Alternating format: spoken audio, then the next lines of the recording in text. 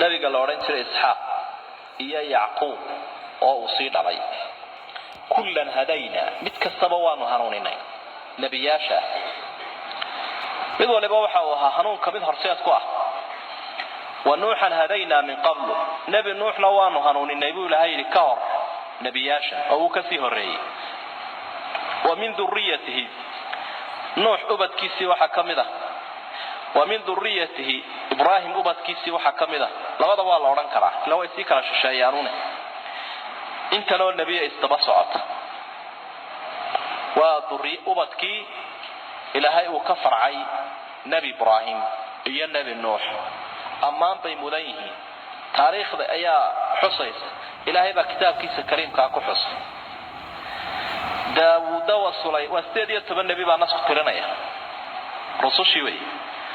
داود وسليمان وأيوب ويوسف وموسى وهارون وكذلك نجزي المحسنين سما صلياش السلا سمان واب علينا إحسان كهلا وقادوا وزكريا ويحيى وعيسى وإلياس كل دمانتود من الصالحين وحاي كم بدهايان ذاتك وناكسا إلهي كتلقات وإسماعيل وإلياس ويونس ولوطا وكلا دمانتود بفضلنا وحنو كدراسنا على العالمين عالمين تبا درات كالهاية وايه ساسا إلهي وحس ومن آبائهم آبياشود وذرياتهم يوبت كودي وإخوانهم يولالهود قار كم دوانو دورنا يغنا واجتبيناهم وانو دورنا وهديناهم وحانو كجهيني وآنو كهجني تدك على إذين صور شيغان مريني إلى صراط مستقيم جتاصا بانو مريني با إلهي سلاويو نبياش حسد قرآنك هذه يجار وحصه وحيابه بدن با كجرا ورسولك ugu jira umada ugu jira هذه يجار dadkani waxay ahaayeen dad adduunyada taariikhda adduunyada ay soo martay maalmahoodina si wanaagsan u qaatay baashan adduunyada way ku luqaayeen dadku taariikhun ba ka dhacay taariikhdaasi ama mid wanaagsan oo la mahadiyay bay noqotaa ama mid araxda laga jabay bay noqotaa labadaba quraanku uu sheegaa labadaba iyadoo muuqata waaya aragnimo uu quraanku horteena keenayo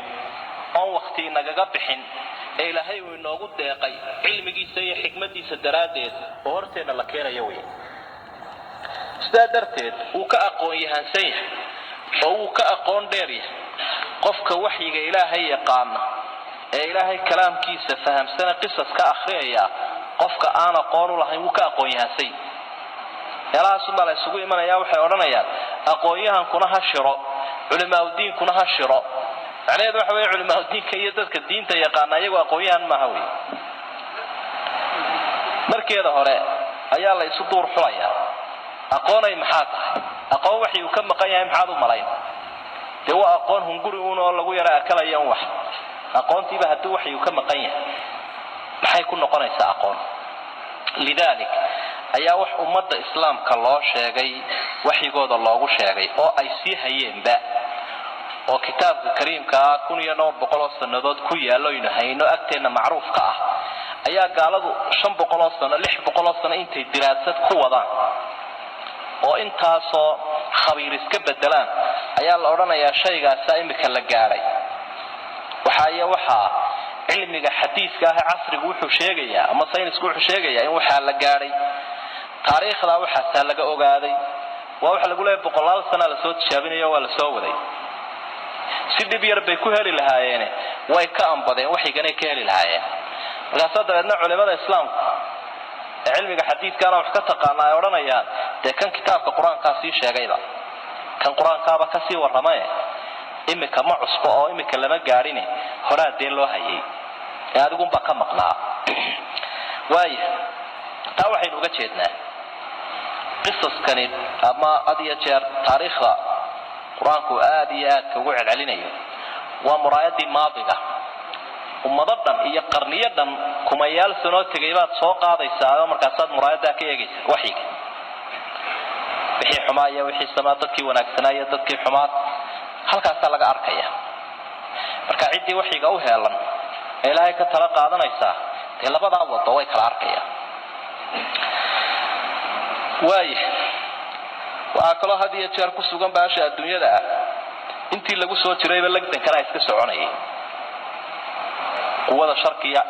iyo quwada xaq maxaan ku dhahay qof mu'min ah iyo qofka mufsid iyo muslix lagdan kana waligoodba ku soo jireen barragii hore ugu soo jiray saasay wax u maareyn jireen oo ilaahay waafajiya ka eegta way waxa nabigu calayhi salaatu wasalaam isagoo taa hadiya jeer ay ka muuqanayso hadalladiisa marka dhibaatooyin soo gaadhaan ayaa uu soo qaadan jiray walaalihiisii rususha ahaa ee ka horreeyay ayuu wax ka xusi jiray إلهي نبي هذا الهون حريص نبي هذا الهون حريص نبي هذا يرحم الله موسى قد أوذي أكثر مما أوذي فصبر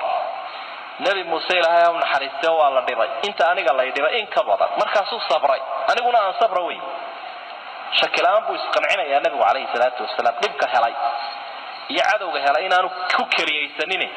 رك هربا وحنا لقصة هاي قصص فوائد بدن بيلين قصص متكرر كقرآن كصانع مقرية تكرار محض يهون ما مدول بفائدة ولا وعكلوا كم إذا فوائد كاس وحيجا إلى هاي وكاني موقال كيس عدة أحيد مقال هذا موقال كتد كورا عنيس يدين تسيد الله فاهمي والرسوشة سهل وحي وايمي كتبتي رسوشة ولا بسودة شيء أمانة دي ولا